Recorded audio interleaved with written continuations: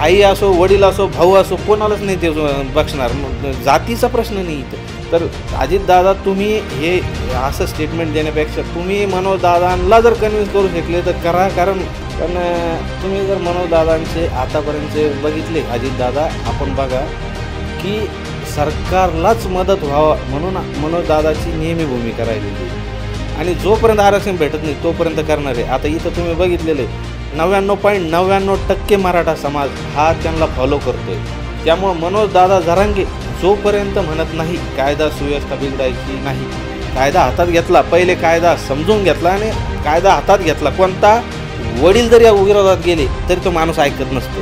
जेव्हा म्हणले आलो तर तुहान गेलो तर समाजाचा, त्याच दिवशी बायकोला सांगितलं होतं एवढी विनंती, आम्हाला काही हाऊस नाही मुंबई बघायची, आम्ही नंतर जेव्हा आम्हाला आरक्षण भेटेल तेव्हा आमचे पोरं येतील किंवा समाजात तेढ निर्माण करायचं काम करू नको. तू पाटील लावलंय, आता पाटील आहे की नाही आहे आम्हाला नाही माहिती, पण असला बी तर मग तेच म्हणतो ना, आमचेच हरामखोरी. मराठे हे 20 तारखेपासून मुंबईच्या दिशेने जाणार आहेत. मुंबईच्या दिशेने जात असताना राज्याचे उपमुख्यमंत्री अजित पवार असं म्हणाले की कायदा कोणीही हातात घेऊ नये, तसं घेण्याचा जर प्रयत्न केला तर त्याचा कुठलाही मुलाहिजा केला जाणार नाही, असा शब्द त्यांनी वापरला. मुलाहिजा या शब्दाचा जर आपण अर्थ पाहिला तर परवा न करणे, त्याच्यावर सरळ महाराजांच्या शिवाजी महाराजांच्या काळात ते शब्द वापरला जायचा. मुलाहिजा चांगला शब्द आणला दादाने मार्केटमध्ये. दादाचे शब्द ऐकण्यासारखेच असते. पण तुम्ही जर मनोजदादांचे आतापर्यंतचे बघितले, अजितदादा आपण बघा की सरकारलाच मदत व्हावं म्हणून मनोजदादाची नेहमी भूमिका राहिलेली आहे.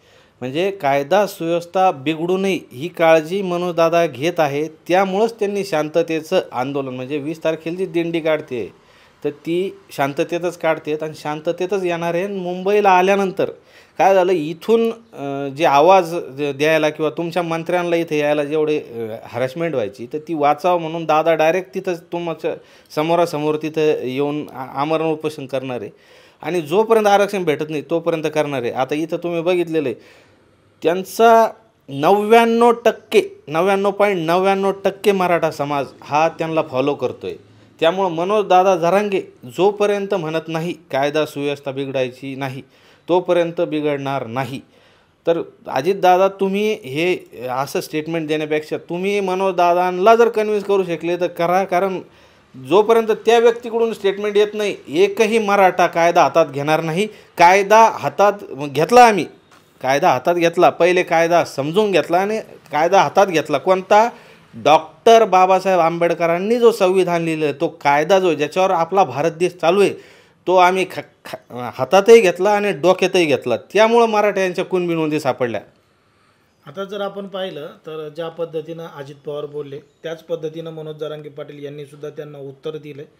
काही दिवसांपूर्वी असा सुद्धा प्रश्न तयार होत होता की मनोज जरांगे पाटील फक्त हे ओबीसीच्या नेत्यावरच टीका करतात, पण आता त्यांनी अजित पवार यांना सुद्धा सोडलं नाही, त्यांच्यावर सुद्धा टीका केली. याच्याकडे कसं पाहतात? मनोज दादांची स्पष्ट भूमिका आहे की कारण त्यांचं फक्त पॅशन, त्यांच्या डोक्यात फक्त एकच गोष्ट आहे की मराठा आरक्षण, माझ्या सर्वसामान्य गरजवंत मराठ्याला आरक्षण भेटलं पाहिजे, एवढं डोक्यात आहे. मग तो सक्का भाऊ का असेना, हे तर जाऊ द्या तुम्ही आता ओबीसी किंवा हे अजितदादा वगैरे हे जे मराठ्याचे नेते म्हणतात, सक्का भाऊ, बायको, वडील जर या विरोधात गेले तरी तो माणूस ऐकत नसतो. अहो, घरावर तुळशीपत्र ठेवले साहेब, ह्या मंत्र्यांना म्हणा तुम्ही 8 दिवस जर गावाकडे गेले ना तर पोरण बायका अशा कावऱ्या बावऱ्या होत्या की कुठे गेले होते. आज 29 ऑगस्टपासून त्या माणसाने घराचा घराचा उंबरा नाही शिवला. हो साहेब, काय सांगा, माझ्या डोळ्यात अक्षर म्हणजे त्या भावना मी बघितल्या. अहो, त्यांनी 29 ऑगस्टला बसताना जेव्हा म्हणले आलो तर तुहान गेलो तर समाजाचा, त्याच दिवशी बायकोला सांगितलं होतं की मी वापस आलो होतो. त्या दिवशी मुलगी म्हणत होती बसू नका. आणि आजही ते का भेटत नाही माहिती का, की त्यांनी सर्व समाज जो आहे तो परिवार मानलेला आहे. गॅलेक्सीला ॲडमिट होते, त्यांचा मुलगा पोटाने इतका पेन होत होतं त्याला, आम्ही बघितलं. तर इथं जे लोक समाज बांधव आलेले पहिले त्यांना भेटले, नंतर मुलाचं तब्येतीचं विचारलं त्यांना सर्व. म्हणजे त्याच्यामुळं तुम्ही त्यांच्या याला तुम्ही कार्याला सलामच केलं पाहिजे. सगळ्या आरक्षणाच्या आडवा जर आला तर मग ते कोणत्या पक्षाचा असो, कुठल्याही जाती धर्म कोणी असो, तो मी असो, कोणी असो, तुम्ही असो, सरकार असो, आई असो, वडील असो, भाऊ असो, कोणालाच नाही ते बघणार. जातीचा प्रश्न नाही इथं. त्यांना पाहिजे फक्त आमच्या गरजवंत मराठ्याला आरक्षण भेटलंच पाहिजे आणि त्याच्यासाठी ते लढते. त्याच्यामुळं तुम्ही साहेब दादा किंवा जे फडणवीस साहेब, एकनाथ शिंदे साहेब, तुम्हाला सर्वांना विनंती आहे, त्या व्यक्तीची तब्येत फार वीक झालेली. आताही त्या व्यक्तीला आम्ही बघतोय तर त्या व्यक्तीला चालण्याचीही कॅपॅसिटी राहिलेली नाही. तो व्यक्ती शांततेत लढतोय. तुम्ही कृपया अंत पाहू नका. एका बाजूने तुम्ही सर्व मंत्रिमंडळ त्यांना भेटायला पाठवता, 4 दिवस द्या, 8 दिवस द्या, महिना द्या, 2 महिने द्या, वेळ घेता. वेळ घेतल्यावरही ती पाळत नाही. मग जर त्यांनी पुन्हा शांततेचा लढा चालू केला तर तुम्ही असं पुन्हा स्टेटमेंट देता की कायदा हातात घेतला तर गुन्हे नोंदवू. म्हणजे मग चाललं काय? म्हणजे एकाने मारल्यासारखं, एकाने गोंजारल्यासारखं असं करायला लागले. आता त्याच्यामुळं तुम्हाला एक विनंती साहेब, तुम्हीच कायदा सुव्यवस्था बिघडणार नाही याची काळजी घ्या आणि लवकरात लवकर आरक्षण देऊन आम्हाला 20 तारखेला मुंबईला येण्याच्या ऐवजी आम्ही इकडंच आमची विजयी सभा घेऊन टाकू साहेब. एवढी विनंती. आम्हाला काही हौस नाही मुंबई बघायची. आम्ही नंतर जेव्हा आम्हाला आरक्षण भेटेल तेव्हा आमचे पोरं येतील मंत्रालय पाहायला, सांताक्रूज एअरपोर्ट, मुंबई चौपाटी, सगळं पाहायला येतील. व्हीटी स्टेशन वगैरे काय काय असतं तिकडं ना. अमिताभ बच्चन कुठं राहतो, शाहरुख खान कुठं राहतो, हे सगळं पाहायला येतील. आता ते काही ते पाहायला नव्हते येणार की यांची घरं. पण आमचा माणूस पुन्हा आमरण उपोषण चालू करतोय आणि त्याच्या खांद्याला खांदा लावून आम्हाला उभं राहायचं आहे. म्हणून आमच्या 6 कोटी समाज बांधवापैकी माता भगिनी आमच्या घरी राहतात, तर 2.5 ते 3 कोटी समाज बांधव आमचा मुंबईच्या दिशेने येत आहे. आता त्याचबरोबर जे हेमंत पाटील आहेत त्यांनी पोलीस आयुक्तांना आणि हायकोर्टामध्ये याचिका दाखल केली आहे की मनोज जरांगे पाटील यांना मुंबईमध्ये येऊ देऊ नका, त्यांच्यावर कारवाई करा, म्हणजे त्यांना काहीही करून रोका.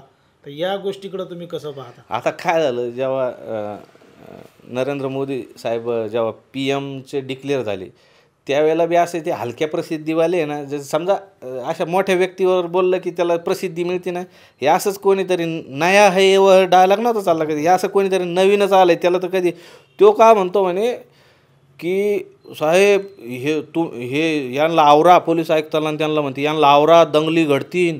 पोलिसाच्या आधी याला बरं कळालं. म्हणजे कायदा सुव्यवस्था याला बरं कळालं. अरे जेव्हा मुंबईवर हमला झाला, मुंबई एवढी तुमतीत पावसा पाण्यात, तू कुठं होता? कधी दिसला नाही तुला? तू आम्हाला कधी ओळखू येत नाही. तू मुंबईचा आहे का? कुठला आहे तू आला कुठून मार्केटमध्ये? तुला एक सांगतो भाऊ, तू आमच्या याच्यात येऊ नको आणि कृपया तू असे चिथावणीखोर वक्तव्य करून किंवा समाजात तेढ निर्माण करायचं काम करू नको. तू पाटील लावलं आहे, आता पाटील आहे की नाही आहे आम्हाला नाही माहिती, पण असला बी तर मग तेच म्हणतो ना, आमचेच हरामखोरी.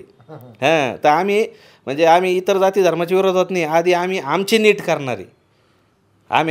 करणारे, मग बाकीचे.